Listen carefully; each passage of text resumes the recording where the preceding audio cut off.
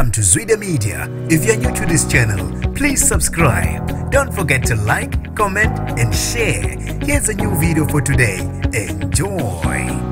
Ukhalelwe ngamasonga kaSigonyela wesilisa ongadalulanga igama nesibongo ngaphambi kokuba vele enkantolo obezenza iphoyisa lomgwaqo eduna amatraki. Sanibonani nginibingelele ngiphinde nginamukele kuphina kuphi lanibula khona le video. Mangoqala usijonele likhasi wamwelekile igama lami ngosibonga konke wakandwanda Mothanda ungangibiza intatheli ka YouTube. Zimkhalele owesilisa obeduna amatraki endaweni yaseGoli ezenza iphoyisa lomgwaqo. Ngokwembiko eSA long distance truckers bathe sibonge umsebenzi omuhle wamaphoyisa. Amaphoyisa umsolwa ongadalulanga igama nesibongo ngaphambi kokuba avele enkantolo endaweni yaseGoli. Utholakale ke neuniform yamaphoyisa ama-blue light kanye nohlobo lwesibhamu ama-AK-47 ezintathu kanye ke nenqwaba yezinhlamvu ezingadalulwanga inani lazo.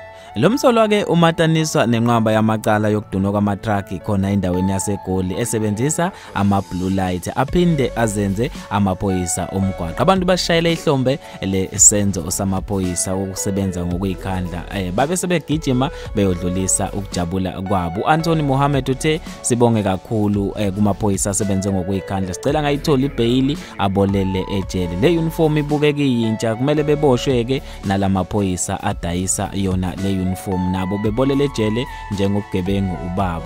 Usibongile Michael uthe sewashayile ihlombe umsebenzi wamaphoyisa muhle ngendlela emangalisayo njengoba imgulukudu isebenzisa ithuba yenze izivimba mgwaqo ezingavumelekile ukubamba izimonto kanye nawo amatraki. uDiwat Mark uthe akukho okuzokwenzeka kulamaphoyisa enze lobugebengu ukudayisa iuniform yomsebenzi. uLucas Vusi uthe ngomthetho wethu waseNingizimu Afrika onganabo ubulungiswa lo muntu nevekeli zawo zozwa kuthiwa usengaphandle. Kanti ke bafethu maningi kakhulu comments angeke ngiwaqede wonke ngizothanda ukuza ukuphala kwakho ngalo lodaba.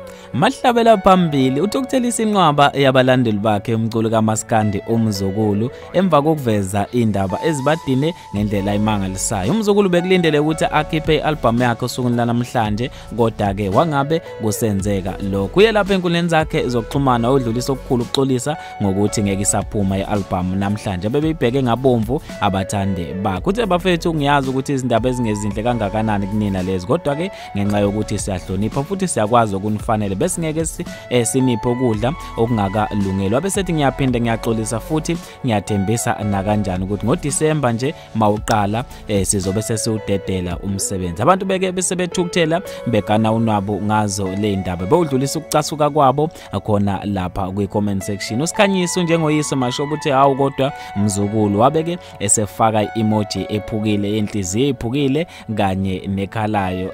Umhlengi Mhlongo uthe kubaleke kakhulu ukuthi ke usitshele kusenesikhathi ngesikhathi esilandelayo kuzomela usazise kusase njengoba ke bese siphoxeke ngezikhathi zokugcina.